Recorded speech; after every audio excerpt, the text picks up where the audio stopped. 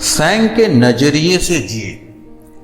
भाग्य से हमसे अधिकांश लोग प्रतिक्रियाशील होते हैं। हम अपने आसपास के लोगों के व्यवहार या अपेक्षाओं को अपने नजरिया तय करने की अनुमति देते हैं। मेरी माँ मुझे जोर जोर से हंसने पर डांटा था, इसलिए मैंने मन मन मुस्कुराना शुरू किया।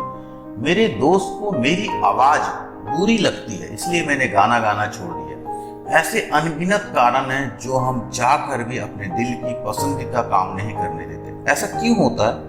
हम अपने बारे में इतना कम जानते हैं कि आंतरिक स्वरूप से हमारा संपर्क ही टूट जाता है। आइए एक सरल उदाहरण लेते। शनिवार के दिन 3 साल का एक लड़का पास में खेल रहा था। उसकी डैडी पार्किंग में कार धो रहे थे। सड़क के पार 2 बड़े लड़के खेल रहे थे। छोटे लड़के में इतना हिम्मत नहीं थी कि वह उनके पास जाकर साथ खेलने की इच्छा जताए, लेकिन वह लड़का उन्हें प्रभावित करना चाहता, इसलिए वह फुटबॉल के साथ करतब दिखाने लगा और परिणाम ये हुआ कि वह गिर गया। अपने छिली कोहनियों को देखकर वो रोने लगा। डैडी को थोड़ा शर्म आई कि उनका बेटा इतना फुल्लड़ है और आप इतना ज्यादा रो रहा है। सड़क के पार खेलने वाले बड़े लड़के उस पर हंसने लगे। उन्होंने चिढ़कर कहा, रोना धोना बंद करो, तुम्हें खास चोट नहीं लगी, मर्द बनो। लड़का दुविधा को हल करने की भरपूर कोशिश करता। मेरा मन रोने का हो रहा। आज तक जब भी मुझे चोट लगी मैं हमेशा रोया, लेकिन रोने से मेरी डैडी नाराज हो जाते। बेहतर होगा अगली बार मैं ना रो। तो अगली बार जब लड़के का मन रोने का होता तो वह अपने होठ काटना सीख लेता है। वह इस तरह काम करना सीख लेता है जैसे उसकी भावना ही ना हो। नकारने की प्रतिक्रिया शुरू हो जाती है। एक छोटी लड़की जब किसी रिश्तेदार के प्रति नापसंदगी दिखाती या अपने भाई से नफरत करती तो उसकी माँ उससे कहती कि इस तरह की भावनाएं भयंकर है। जब उत्साह और रोमांच से भरपूर एक बच्चा धड़कता हुआ कमरे में घुसा तो पिता उसे झल्लाकर डांट देता, चुप रहो, तुम्हें क्या गड़बड़ है। इस तरह का संदेश सैकड़ों बार सुनने के बाद बच्चा सीख जाता है दुनिया में अच्छी छवि बनाने के लिए अपने सभी आवेगों को इजहार नहीं करना चाहिए और अक्सर अपनी भावनाओं को नजरअंदाज करना चाहिए। आपकी अपने बारे में या दूसरे लोगों के बारे में जो छवि है उसके अनुरूप जीना ही वास्तविक जीना नहीं है।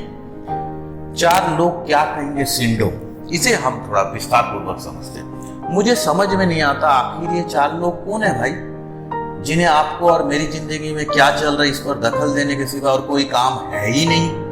मैं बचपन से सुनता आ रहा हूँ और मैं ही नहीं, शायद आप भी, ये करो ये मत करो, 4 लोग देखेंगे तो क्या कहेंगे। ये जान लीजिए कि जब तक आप ऐसे जिंदगी जीते रहेंगे जहां आपकी सोच, आपकी खुशियां इन कारणों पर निर्भर करती है कि जिन पर आपका कोई नियंत्रण नहीं है, आप बाहरी परिस्थितियों और व्यक्ति को हाथ की कटपुतली बने रहेंगे। इसी तरह अगर आप हमेशा इसी कोशिश में लगे रहेंगे कि आपके हर काम को हर किसी के प्रशंसा एवं स्वीकृति मिले और हमेशा सभी को खुश करने का प्रयास करेंगे तो यकीन मानिए न केवल आप असफल रहेंगे बल्कि 4 लोग सिंड्रोम से भी पीड़ित रहेंगे। हमेशा हर जगह हर बात में हर किसी को खुश करना असंभव है, तो लोगों की सलाह के साथ साथ अपना भी दिमाग लगाइए, सुनो सबकी, करो अपने मन की। वैसे आप इन परिस्थिति में क्या करेंगे, क्या करते? सबको खुश करने की कोशिश करते? हम अपने जीवन के महत्वपूर्ण लोगों के बारे में ये पता लगाने में बहुत सी मनोवैज्ञानिक ऊर्जा खर्चा करते हैं। वे हम में से क्या चाहते हैं और उसके बाद हम उन सभी आवश्यकता पर खड़े उतारने की कोशिश में अपने बहुत सा समय बर्बाद करते हैं। अगर आप रणनीति पर चलते हैं तो हर तरफ से मांगे आने लगती है। उदाहरण के लिए मेरी माँ चाहती कि मैं नम्र, प्रेमपूर्ण और अच्छा बनूं। डैडी मुझे आत्मविश्वासी और लक्ष्य केंद्रित बनाना चाहते। पत्नी मुझे शेर जैसा बनाना चाहती, सफल लेकिन संवेदनशील बनूं। स्कूल में विद्यार्थी मुझे चाहता था कि मैं अच्छी तैयारी करके आऊं, अच्छे तर्क दूं और पूरी तरह से सक्षम तथा उत्पादक रहूं। मुझे लगता है समाज मुझसे ये चाहता है कि मैं मर्दाना और सेक्स की दृष्टि से जागरूक बनूं। कई बार मुझे महसूस होता है कि मैं चिल्ला पड़ूं, मैं ये काम नहीं करना चाहता हूं, लेकिन तभी कहीं से एक आवाज आती है, अगर तुम ये काम नहीं कर सकते तो इसका नाटक करो।